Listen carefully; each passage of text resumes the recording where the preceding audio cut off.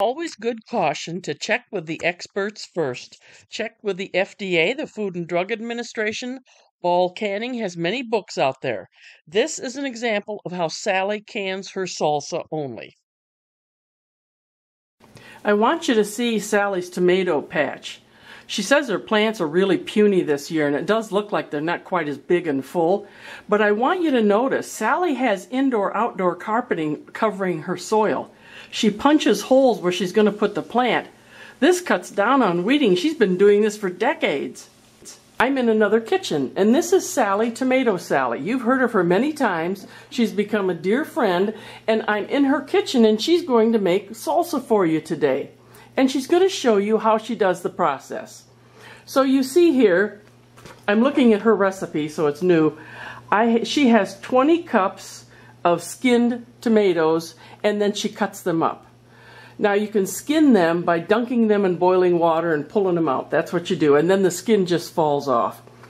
She has 20 cups of skinned tomatoes, 6 cups of chopped onions, right here, 6 cups of chopped green peppers, 16 jalapeno peppers, with or without the seeds chopped. Depends on if you want to live on the edge or not. And use gloves when you do those. 2 cups of white vinegar, 10 teaspoons of canning salt. She has 6 12-ounce cans of tomato paste. If you can see in there, there's Sally's 20 cups of skinned tomatoes all cut up. They're all set. She's going to bring them to a boil. We'll tell you all about that. This is her canner. We're going to move on to the jars now. So we're not going to mess with these because Sally got these already. What did you do, Sally, to get them ready? You just wash them in soap and water, real hot water, and rinse them really well in hot water. They're sanitized. They're all set to be filled with good tomato salsa. Moving on. These are Sally's lids. But one thing I want to mention to you too, when you do these jars, I always feel around the lip to see if there's any chips. If there's a chip, get rid of it. It'll affect your seal, and we don't want that. So we're going to do this step by step. You've just seen the step where Sally has cut everything up, put her tomatoes in the pot. You've just seen the step. She's got her jars all ready and set to go. We're going to move on. Sally's pot with the tomatoes, and she's added all those veggies. And she just gave a valuable tip. When you're doing those jalapenos, she does them underwater, running water. She wears gloves and a mask because 6 jalapenos, you're going to be hurting if you don't take care. And she does remove the seeds also. So Sally's going to stir this up, and we're going to let it come to a boil. Sally's also going to add her 2 cups of vinegar and her 5 cans of tomato paste at the same time. And your salt. And the salt. We're adding 10 teaspoons of pickling salt. That was 1, Don't 2. use table salt. You have to get the pickling. 3, 4. Don't ask 5, me what the difference is. Google it. 6, 7, 8, 9, 10. Wasn't that exciting? Everything in the kitchen is so exciting. Here goes 2 cups of vinegar. Exactly. White vinegar. Correct.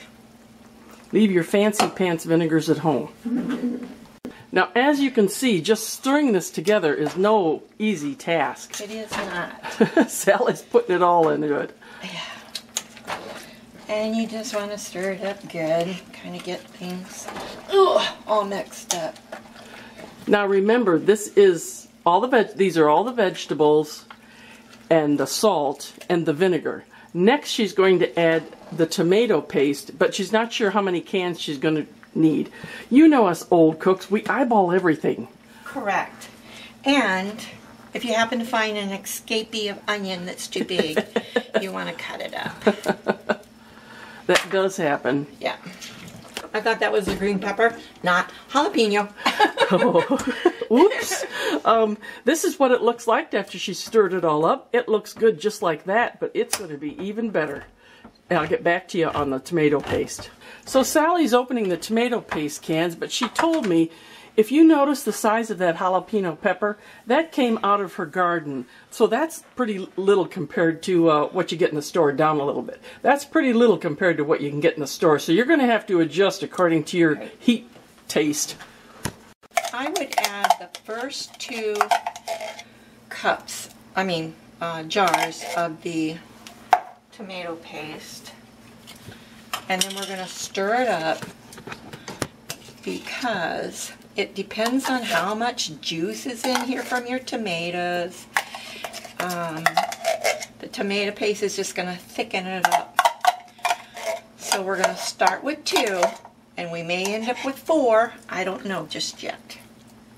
Now don't be scared about, do we need 2 cans, 3 cans? You're not going to go wrong.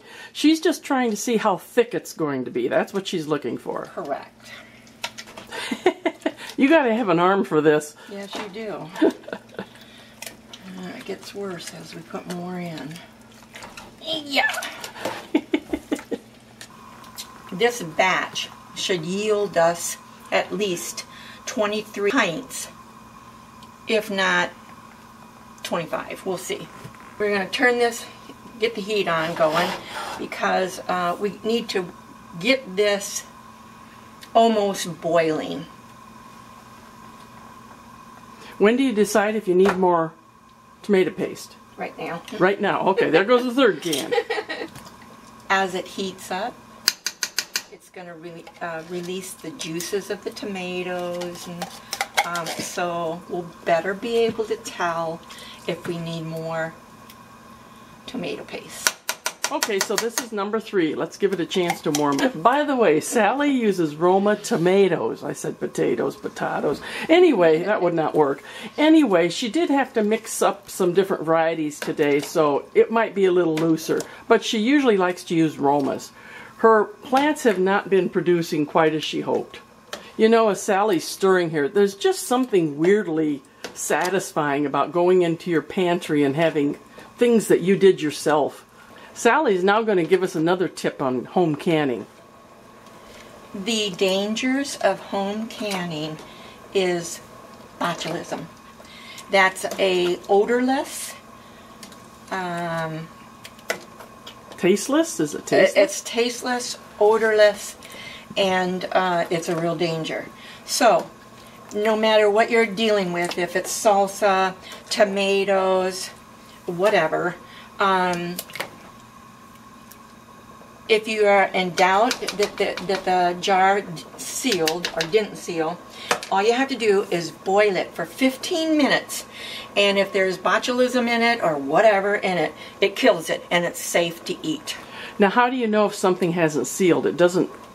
Oh. It doesn't bink like. Yeah, well, you'll have that escape of air. Number one, when you open it, like I said, you hear this pss of air coming out. It's been vacuumed, sealed. Right, it's the vacuum sound.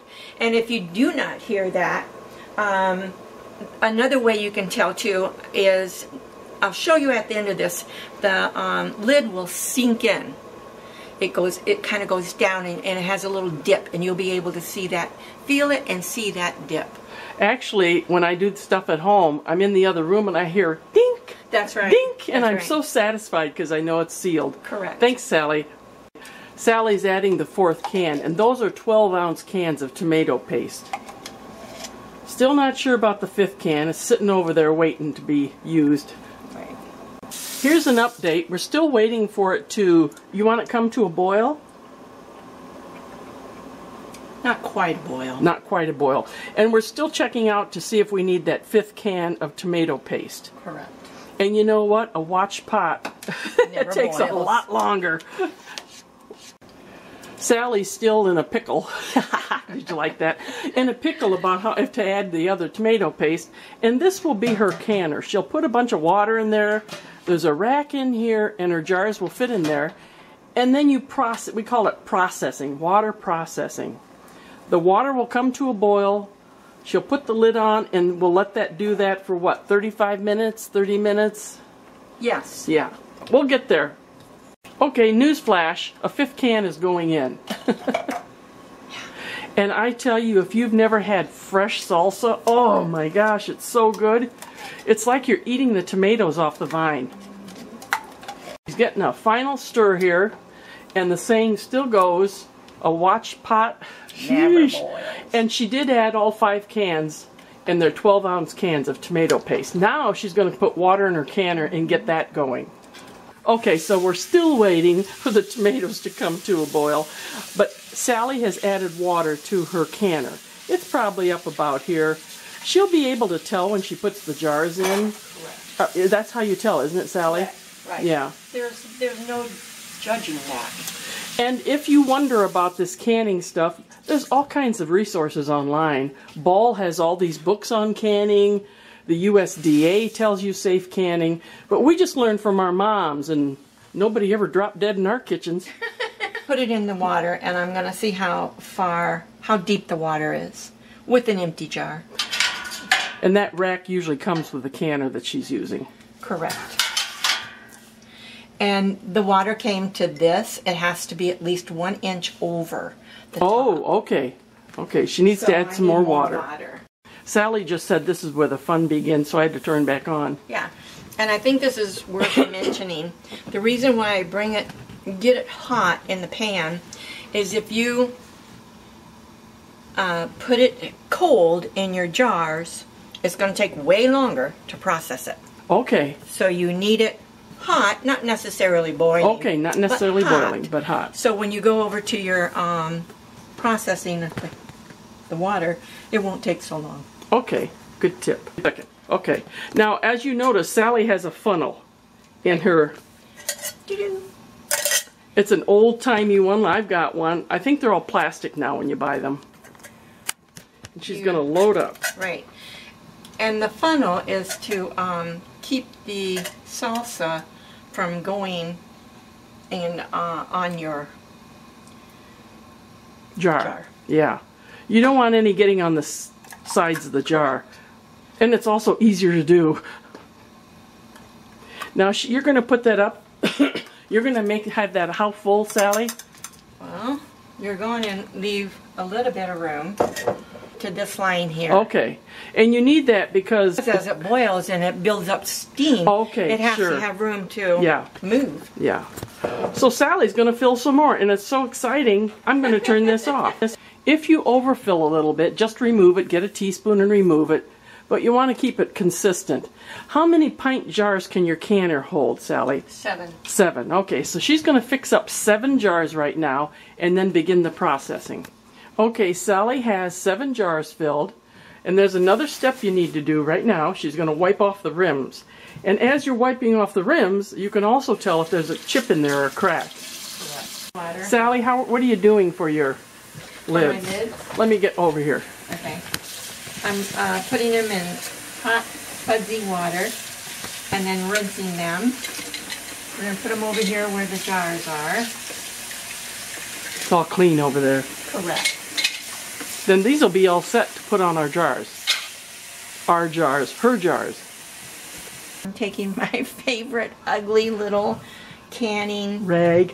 We've all got these. It's weird. I've got one I use for when I make black raspberries because it gets purple. Yeah, I don't see what she's doing, and she's also going to be able to feel if there's any chips in that lid. We're going to wipe off to make sure that there's nothing, no seed, no nothing. And that's because it could affect the seal. That's right. And you don't want to do that. You've done all this work. Lids are clean, and Sally's going to put them on. The canner, the water is getting hot. You don't want it boiling. Right. You want it hot. Correct. Because the jars are hot. Correct. Lids on.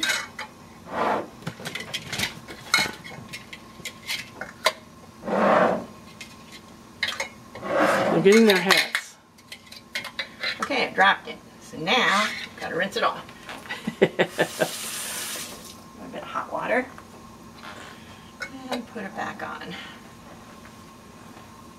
Now you get your ringy dings. Correct. If you buy brand new jars, they come with brand new rings and lids for the first time. Correct. See, she's putting that on. But these rings can be used over and over. Yes, yeah. The little lids cannot. Correct. And she's tightening that down pretty tight. Pretty tight. You don't want to break the jar. I did that one time. Really? Yes. Didn't know my own strength, and I think it was an old jar or something. See, now wasn't this easy? She gives them one final twist before she puts them in. Correct.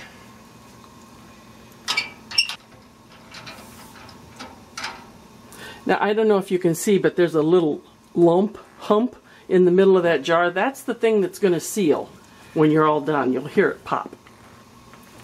And I'm going to put one right in the middle. Now, when you look up canning, you're going to see some people pressure can everything and yada yada. But this is how Sally's always done it, and now I've always done it.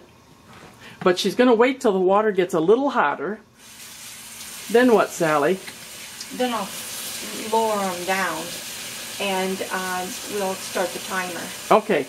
Does it have to be boiling before you start the timer? Mm-hmm. Okay, it has to be boiling before you start the timer.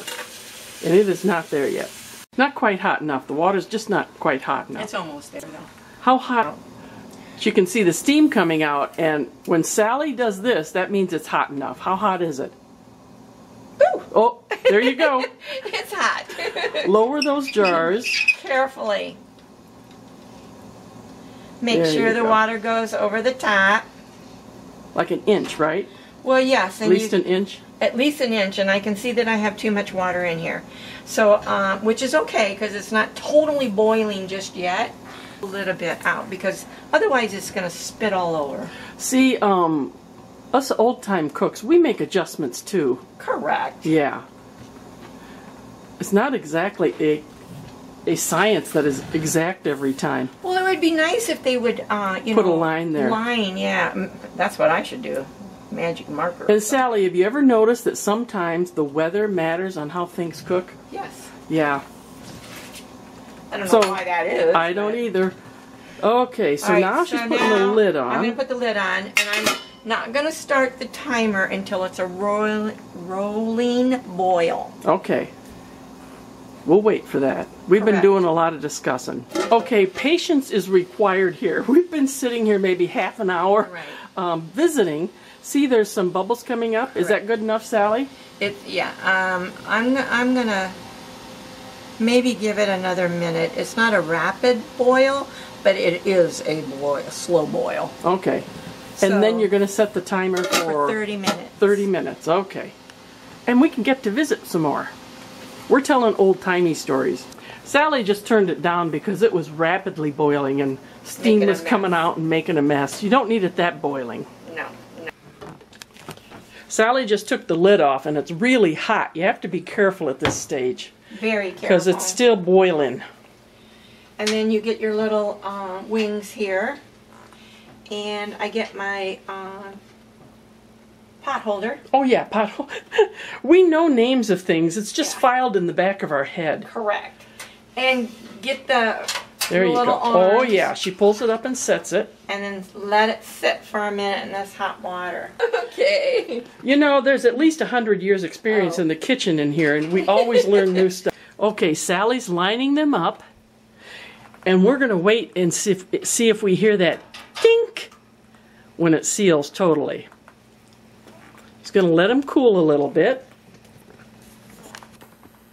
There you go. Isn't that beautiful? And over on the counter, Sally has already loaded up 7 more jars, and she's going to put those into the canner. But the excitement is mounting here. We're waiting for the little dink. And while we're waiting, I'm going to take some of this hot water out of here. Oh yeah, that's heavy. She's taking some of the boiling hot water out of the canner, and she's going to put some cooler in there so that the jars don't crack. Correct. Oh, did you hear that? Okay, it's exciting. We're getting in here. It's time. Now listen for this. We do have a life, but this is part of it. Did you hear that? There is something so weirdly satisfying about that. And Sally's getting some more to go in, but yeah, aren't they beautiful? There's something so beautiful about them. Look at this. I ended up with 2 jars of salsa. Now what Sally does is she lets them sit on the counter for, 24 hours. Then she takes the ring off and wipes this off. There'll be a film on here. You just do it gently. Then she dates them. Aren't they beautiful? Thanks, Sally. That was a real treat.